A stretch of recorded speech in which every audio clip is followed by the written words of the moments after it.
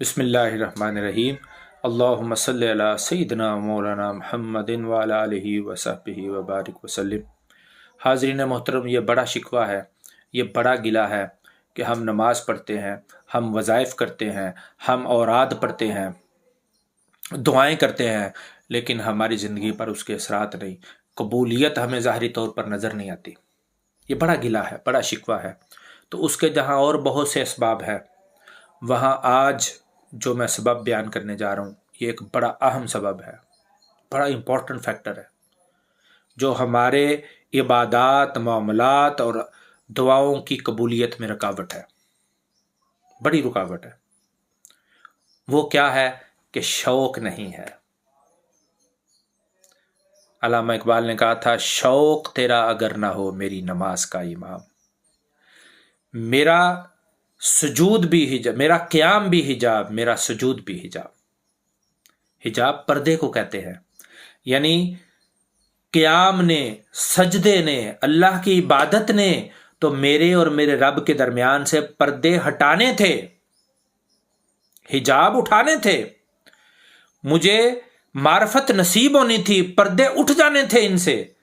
لیکن یہ کیا ہوا کہ میرا قیام بھی پردہ اور حجاب بن گیا، اور میرا سجدے بھی پردہ اور حجاب بن گیا، یعنی میری عبادت خود حجاب بن گئی۔ وجہ کیا ہے؟ علامہ نے پہلے مصرے میں بتا دی، شوق تیرا اگر نہ ہو میری نماز کا امام۔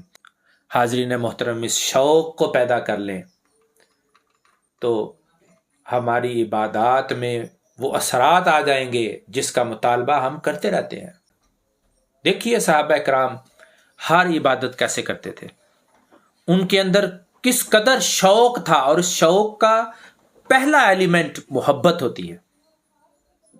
پہلے تو ذات مصطفیٰ کے ساتھ محبت پیدا کرے، صلی اللہ علیہ وسلم، محبت پیدا کرے۔ محبت کیا ہے؟ عمل نہیں ہے، عمل اطاعت ہے۔ میں انشاءاللہ اس پہ الگ سے بات کروں گا۔ محبت ایک فیلنگز ہے، محبت کا مصدر دل ہے، قلب ہے، یہ یہاں سے پھوٹتی ہے، یہاں پیدا ہوتی ہے، ایک فیلنگز کا نام ہے۔ اور عمل اطاعت ہے جو ہمارے اعضاء کے ساتھ پھوٹتی ہے، اور دل میں محبت نہیں ہوگی تو وہ اعمال محض ایکسرسائز ہے، محض ایکسرسائز ہے۔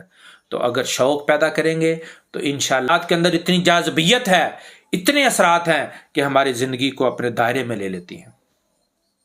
کاش ہم یہ شوق پیدا کر لیں۔ اور دیکھیے، میں ایک دو مثالیں آپ کو دوں، صحابہ کرام کے اندر کیسا شوق تھا، اور نبی کریم صلی اللہ علیہ وسلم کی ذات گرامی کو عبادات کے معاملے میں بھی کتنا اہم جانتے تھے۔ سنن ابو داؤد کی حدیث کا نمبر ہے 615 کہ نبی کریم صلی اللہ علیہ وسلم جب بھی نماز پڑھاتے تو حضرت براء بن عازب کہتے ہیں کہ ہم اکثر صحابہ میں سے اکثر یہ کوشش کرتے کہ ہم دائیں طرف آ کر بیٹھیں، صف ہوتی ہے نا، تو صف کے دائیں طرف بیٹھیں۔ اب ہمارا ہر کسی کا ارادہ ہے دائیں طرف بیٹھنے کا، ایک ثواب بھی ہے۔ تو کوئی پوچھے کہ اے صحابہ، دائیں طرف بیٹھتے ہو کس لیے بیٹھتے ہو؟ کہ تمہیں ثواب ہوگا؟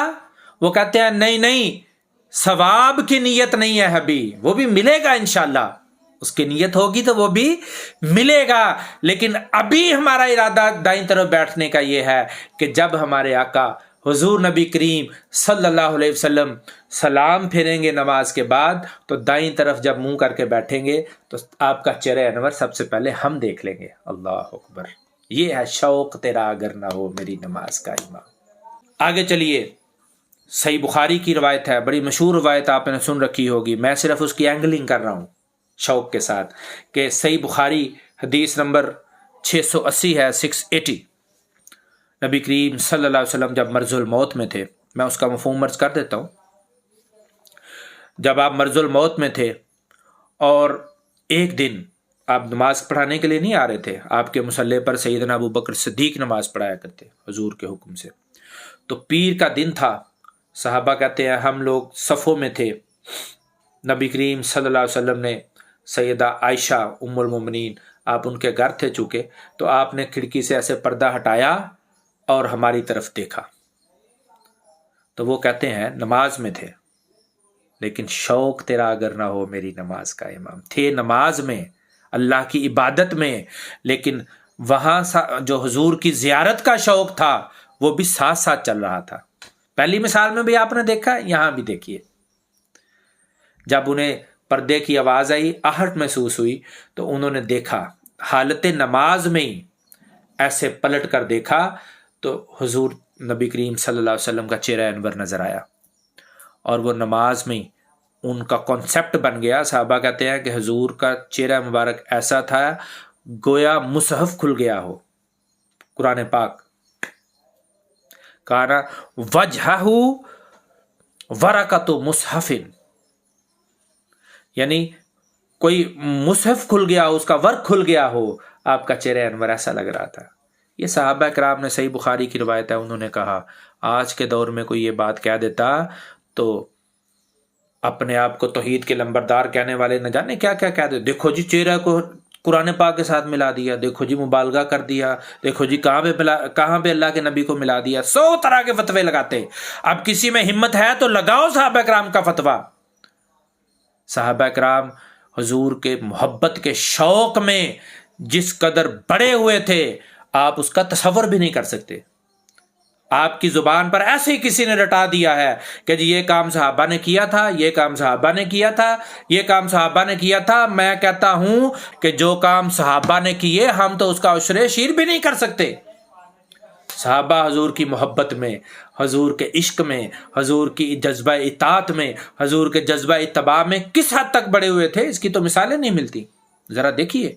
اور یہ سب کچھ نماز میں ہو رہا ہے، حضور کے چہرے انور کی زیارت ہو رہی ہے اور آپ نے مسکرایا، دیکھا، خوشی ہوئی، اور پھر اشارہ کیا نماز مکمل کر لو، اور پھر آپ تشریف لے گئے۔ اور وہ تفصیل میں واقعہ ہے، میں نے صرف مخصوص حصہ لے لیا، آپ حدیث پڑھ سکتے ہیں، میں نے اس کا حوالہ آپ کو بتا دیا، اور حدیث آپ ڈسپلے میں بھی آپ نے دیکھ لی کہ کس طرح سے حضور کی زیارت کا شوق تھا۔ اسی طرح مسند احمد کی حدیث ہے، حدیث نمبر 403۔ ایک دفعہ حضرت عثمان غنی رضی اللہ تعالیٰ عنہ نے ایک جگہ پر پانی منگوایا، پانی منگوا کر وضو کیا، اور وضو کرنے کے بعد جب فارغ ہوئے تو مسکرانے لگے، اور جو پاس صحابہ تھے ان سے کہا معلوم ہے میں کیوں مسکرا رہا ہوں؟ انہوں نے کہا جی ہمیں تو معلوم نہیں ہے کہ آپ کیوں مسکرا رہے ہیں، بظاہر کوئی سبب بھی نہیں تھا، کوئی ایسی بات بھی نہیں ہوئی تھی جس پر مسکرایا جائے، ایسا کچھ نہیں تھا۔ تو سیدنا عثمان غنی نے کہا میں صرف اس لیے مسکرا رہا ہوں کہ ایک دن حضور نے یہاں وضو کیا اور وضو کرنے کے بعد آپ مسکرائے، شوق تیرا اگر نہ ہو میری نماز کا امام۔ یعنی ہر عبادت میں نبی کریم صلی اللہ علیہ وسلم کی محبت کا شوق اور آپ کی اطاعت اور اتباع کا شوق، یہ اگر ہوگا تو پھر یہ ساری عبادات حجابات اٹھائیں گی، ورنہ حجابات پیدا کریں گی۔ فرمانے لگے بس میرے آقا یہاں مسکرائے تھے، اور اس کا سبب بھی بیان کر دیا حدیث میں ہے، تو میں بس یہاں کھڑا ہو کر مسکرا رہا ہوں۔ ان کے لیے تو سبب تھا مسکرانے کا، بس میرے لیے اتنا سبب کافی ہے کہ میرے آقا مسکرائے تھے۔ اللہ اکبر۔ یہ شوق ہے جو صحابہ کرام میں تھا۔ میں نے چند مثالیں دی ہیں، حدیث کی کتابیں بھری پڑی ہیں، لیکن یہ لوگ بیان نہیں کرتے۔ اللہ سے دعا ہے کہ وہ ہمیں شوق کے مصطفیٰ عطا کرے جو ہماری عبادتوں میں رنگ بھر دے گا۔ وما علینا الا البلاغ المبین۔